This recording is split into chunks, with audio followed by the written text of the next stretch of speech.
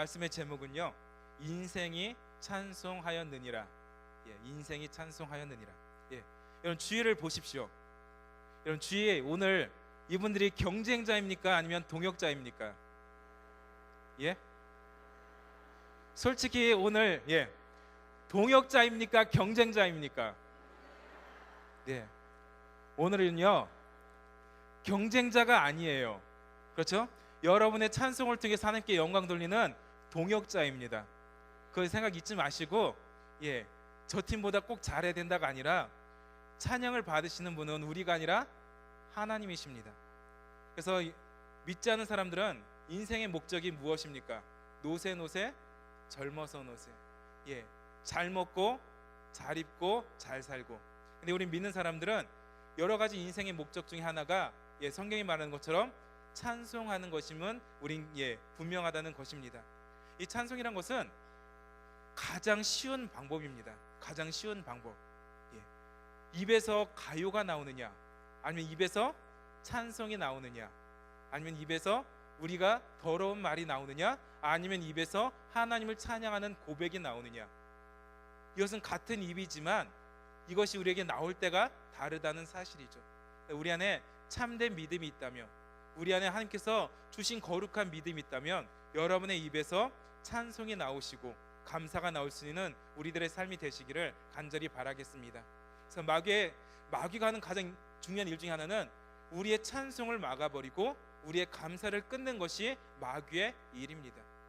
여러분의 감사가 사라지고 찬양이 사라진다면 마귀가 분명히 여러분을 유혹하고 있다는 것을 기억해야 하는 것이죠. 그래서 여러분들이 마귀의 유혹과 시험 앞에 넘어지지 마시고 항상 일평생 주님 나라 갈 때까지 찬송과 감사가 여러분의 입에서 날마다 넘칠 수 있는 우리들의 삶이 되시기를 간절히 바라겠습니다. 오늘 이 욥기를 보면은 욥은 하나님을 경외하며 하나님을 찬양했던 인물이었습니다.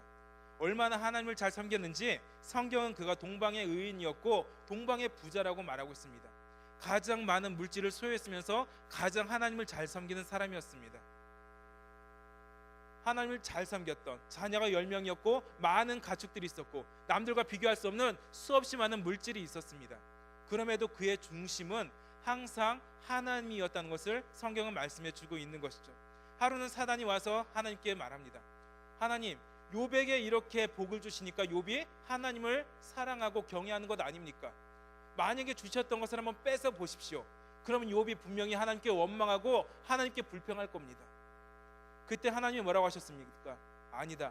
내 종, 내 욥은 내 이 모든 것을 뺏어갈지라도 그는 결코 입술로 불평하고 원망하지 않을 것이다. 결국 하나님은 얼마나 자신이 있었으면 마귀하고 시합을 했습니다. 그래, 두고 보자. 욥이 불평을 하는지 원망을 하는지 두고 보자. 하나님의 시험이 있었습니다. 하나님은 그만큼 욥에 대해서 확신이 있었던 것이죠. 과연 여러분은 여러분의 찬양의 고백과 여러분의 입술의 고백이 얼만큼 진지하고 얼만큼 하나님이 인정하시는 고백입니까? 그냥 이쪽 교회만 오면은 찬양하고 밖에만 나가면 가요 부르고 세상 노래가 나오면 세상 노래 즐겨 부르고 그리고 교회만 오면 찬송가 몇 곡 부르고 과연 이것이 우리의 삶일까요? 아니면 어느 순간 어떠한 삶에서든지 우리가 하나님을 찬양하는 그 찬양이 끊임없이 우리 입술에서 맴돌고 있을까요?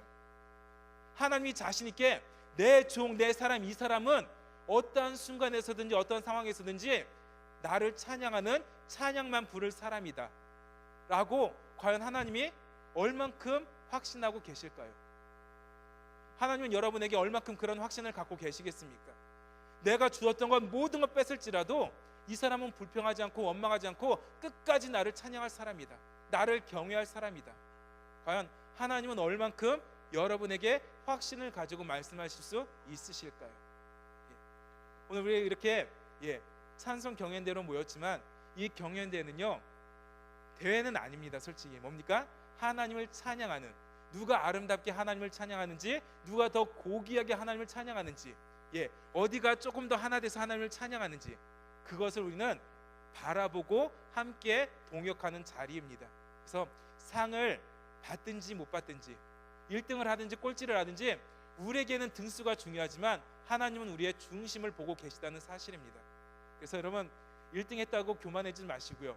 꼴찌했다고 실망하지 마시고, 오직 하나님께서만 영광 받으실 그 날을, 그 시간을 우리가 기뻐할 수 있기를 간절히 바라겠습니다. 오늘 말씀해 보면은 21절에 이렇게 말합니다. 삼가 악으로 치우치지 말라. 그대가 환난보다 이것을 택하였느니라. 엘리후라는 사람이 욥을 정죄합니다. 너가 고통받는 것, 너가 이렇게 아파하고 이렇게 상처 입는 것은 너가 분명히 무슨 죄를 졌기 때문이다. 네가 이 고난받기 싫어서 뭐까지 선택했다? 악까지 선택했다고 말합니다. 즉 사람들이 보면요, 사람은 뭐로밖에 안 보입니까? 악한 존재로밖에 안 보입니다. 사람이 사람을 볼 때는 악한 존재로밖에 안 보입니다. 우리 이렇게 교회에서 보니까 그렇지, 교회 밖에만 가면은 저 사람이 선한 사람인지 악한 사람인지 아마도 우리의 시각은 악하다고 판단할 때가 많을 것입니다. 그래서 오늘 이 말씀처럼 사람들은 악으로 치우치기 쉽고 악한 것으로 바라보기 쉬운 것이 우리 사람의 모습입니다.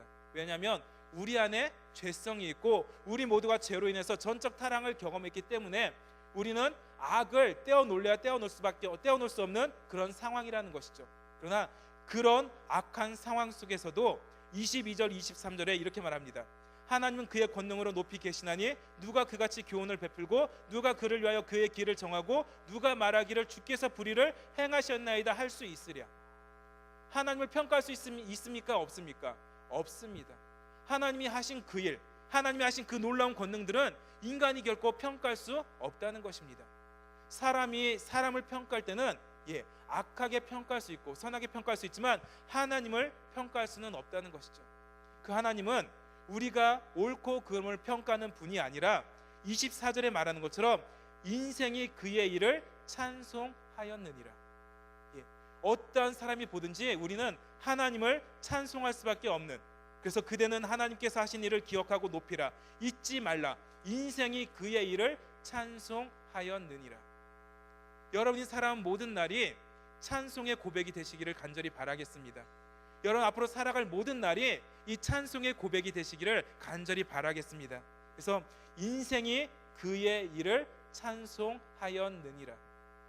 때로는 잘 될 때도 있을 것이고 때로는 안 될 때도 있을 것이고 때로는 좋은 일이 찾아올 때도 있고 때로는 나쁜 일이 올 때도 있습니다. 그러나 그 어떤 상황에서든지 여러분의 인생들이 그의 일을 찬송하는 믿음의 삶이 되시기를 간절히 바라겠습니다. 하나님은 나를 계획하시고 나를 위해서 지금도 놀라운 일을 이루고 계십니다.